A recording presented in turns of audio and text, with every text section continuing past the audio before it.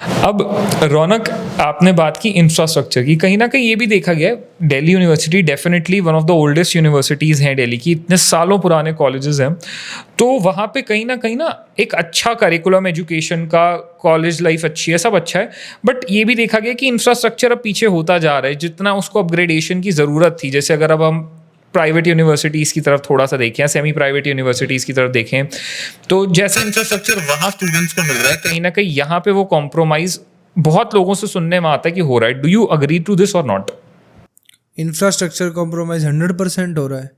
अगर आप जाकिर हुसैन कॉलेज का मैं बात करूँगा फिर से, तो हमने आरटीआई लगाई थी। आरटीआई में ये पता चल रहा है कि 3.5 करोड़ का अमाउंट सरप्लस रह गया ये कॉलेज के पास, वो खर्च ही नहीं कर पाए उस अमाउंट को।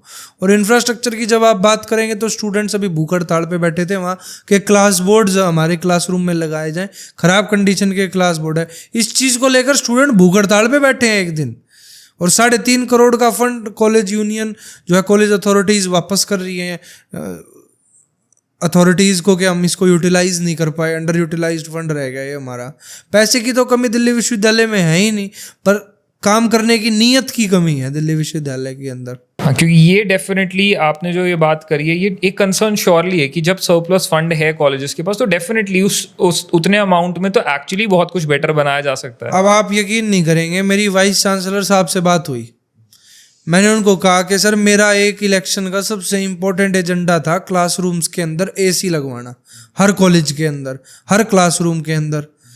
तो उन्होंने कहा ठीक है बेटा, हम इसको करते हैं, हम एक कमेटी का गठन करेंगे, कमेटी इस चीज़ पर वर्क करेगी। पैसे की तो कमी है ही नहीं, we have lot of funds, आप जैसे कहेंगे हम इसको करेंगे। फिर उन्होंने कहा बिजली का खर्चा बहुत आएगा। मैं सर सोलर पैनल लगा लीजिए, बहुत अच्छा, सरकार भी प्रमोट कर रही है इस चीज़। Definitely this is a very good idea, हम इस पे काम करेंगे। वो आज तक काम नहीं हुआ, मैंने प्रोटेस्ट भी करी, मैंने सारी चीज़ करी। बाद में जब मैं दोबारा मिल के आया 1 महीने के बाद कि सर मेरी आपसे 2 महीने पहले बात हुई थी और आज मैं फिर उस मुद्दे पे आया हूँ, तब उनकी स्टेटमेंट एकदम चेंज मिलती है मेरे को। फिर वो कहते हैं ये तो कॉलेज का डिसीजन है, principal and governing body will look into it, and मेरे हाथ में जो कॉलेजेस हैं मैं उनके लिए तो कर ही रहा हूँ, एसी लगवा ही रहा हूँ, पर कॉलेज का मैं नहीं कर सकता। मतलब जो स्टेटमेंट 2 महीने पहले थी वो 1 महीने बाद चेंज हो रही है। अब क्या मैं वाइस चांसलर की भी रिकॉर्डिंग को, अपना फ़ोन की रिकॉर्डिंग ऑन करके बैठूँ कि मेरे पास प्रूफ रहे? मतलब इस लेवल तक की हमें चीज़ें फेस करनी पड़ती है कि 2 महीने पहले हमें कुछ कहा गया और 1 महीने बाद कैसे अपनी जुबान से पलटा इन्होंने, वीसी साहब ने मेरे सामने ही मारा है। और मैं खुल के कहता हूँ, हमें किसी का डर नहीं है। और अब इस मैटर में क्या करने का सोच रहे हैं फिर, क्योंकि अगर नहीं ये चीज़ हुई तो अब आप देखिए, जैसे जैसे गर्मी नज़दीक आ रही है, अभी भी हम एसी के अंदर बैठे हैं और यहाँ तो हम बैठ के बात ही कर रहे हैं। सिर्फ एक स्टूडेंट बैठ के पढ़ता है, उसको कितनी गर्मी फेस करनी पड़ती होगी। दिल्ली की गर्मी, पहले ग्लोबल वार्मिंग का जो लेवल था वो ऑब्वियस सी बात है हर साल इंक्रीज़ होता आ रहा है। सिचुएशंस के साथ हमें चेंज होना पड़ेगा, एडॉप्ट करनी पड़ेंगी चीज़ें। वीसी साहब ने खुद एडमिट करा, अगर नहीं करते हैं तो मैं भूख हड़ताल करूँगा, और सामूहिक जब तक आमरण अनशन की भूख हड़ताल होने वाली है दिल्ली विश्वविद्यालय में। जब तक मर नहीं जाऊंगा, एसी की इनसे लिखित में नहीं ले लूँगा, तब तक भूख हड़ताल का अनशन हमारा जारी रहेगा। और ये आप बता चुके हैं ओपनली कि ये होगा, अगर तो कितना टाइम दिया रौनक? उन्होंने मेरे को 1 महीने का समय दिया था, वो 1 ही महीना पूरा होने वाला है। अगर कुछ नहीं रिपोर्ट आती है तो definitely we are going to do this.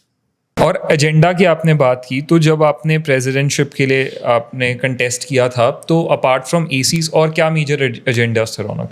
ACs का था, वाईफाई का था, ट्रांसपोर्ट फैसिलिटी का था, जो आउटर के कॉलेजेस हैं उसको बस से कनेक्टिविटी की जाए, डीयू अपनी बस जो है लॉन्च करे। साथ साथ जैसे वॉशरूम्स की बात की, वो एजेंडा था हमारा। प्लेसमेंट सेल का एजेंडा था कि एक अच्छा प्लेसमेंट सेल एस्टेब्लिश हो, उसके लिए भी मैंने अपनी टीम इंट्रोड्यूस करी है जो प्लेसमेंट में कवर अप कर रही है। एनवायरनमेंट का हमारा मुद्दा था, क्लीनिनेस का मुद्दा था, ट्रीज़ प्लांट करने का मुद्दा था, उसके लिए मैंने अलग सेल जो है पहली बार डीयू में हुआ है कि इन्वायरमेंट सेल अलग है, वुमेन एम्पावरमेंट सेल अलग है, साथ ही साथ कल्चरल सेल, एजुकेशनल सेल, ये सब सेल्स को इनोग्रेट मैंने अपने टेन्योर में 1 महीने के अंदर ही किया था। तो उन सबको ड्यूटीज़ असाइन करके हम लोग काम कर रहे हैं।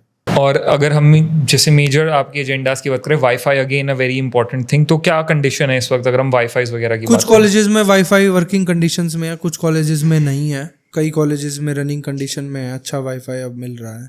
ग्रेट। ट्रांसपोर्ट की आपने बात करी कि आउटर जो आउटस्कर्ट्स पे कॉलेजेस है वहाँ बस की फैसिलिटी आपको डीयू से सैंक्शनिंग मिल चुकी है? अभी नहीं मिली उसकी, हम रिक्वेस्ट कर रहे हैं, वो कंटिन्यूस में है प्रोसेस। देखिए अपने टेन्योर एंड तक हमारी कोशिश है कि आउटर के कॉलेजेस को बस अलॉट करा के जाएंगे।